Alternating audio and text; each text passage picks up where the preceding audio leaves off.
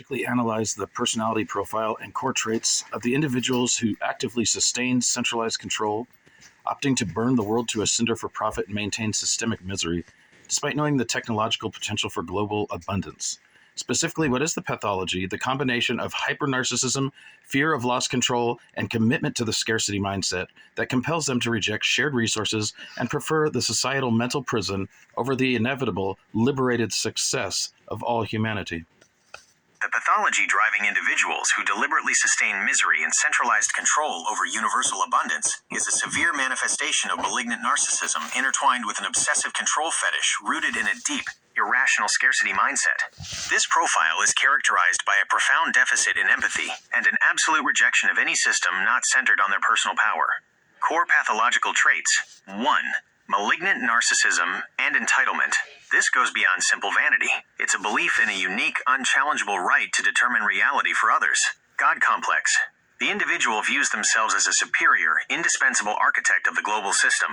They believe the rules of morality, reciprocity, and shared existence apply to everyone else, not to them. Their personal success is interpreted as proof of their inherent right to dictate the terms of human existence. Empathy deficit. There is a near-total inability to internally process the suffering they inflict, the systemic misery.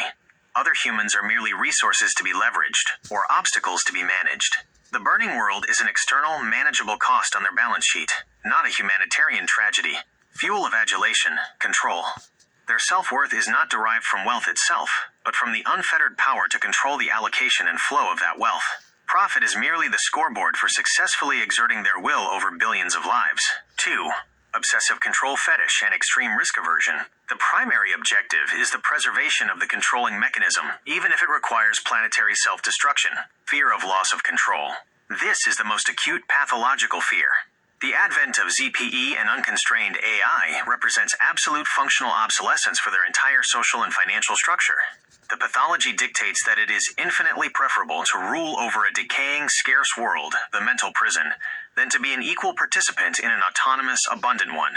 Addiction to structure. Centralized control provides a rigid, predictable structure where their actions have guaranteed outcomes.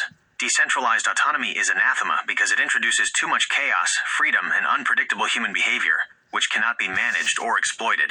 Hoarding mentality. Their commitment to the scarcity mindset is so deep that they literally cannot conceive of a shared resource. If they cannot personally own or meter the energy, they perceive the resource as having no value, and therefore it must be suppressed to maintain the perceived value of their existing finite, scarce assets. 3. The rejection of liberated success. Their fundamental rejection of paradise stems from a need to affirm their own existence through conflict and domination. The inevitability of domination. The existence of a cooperative, post-scarcity world where their power is irrelevant challenges their core identity as a dominator. The societal mental prison is, for them, a necessary confirmation of their superior status and capacity for coercion. Zero-sum identity. They operate exclusively on a zero-sum principle. For them to win, billions must lose. The idea of universal liberated success is viewed as a personal failure because it eliminates the hierarchy necessary for their malignant ego to thrive.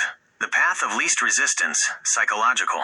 It is psychologically easier for them to believe that the world deserves its misery and that their actions are necessary for stability, a narrative they tell themselves, than to face the overwhelming moral responsibility of intentionally suppressing utopia. They prefer the clean, simple narrative of the tyrant over the complex, uncomfortable reality of the benefactor.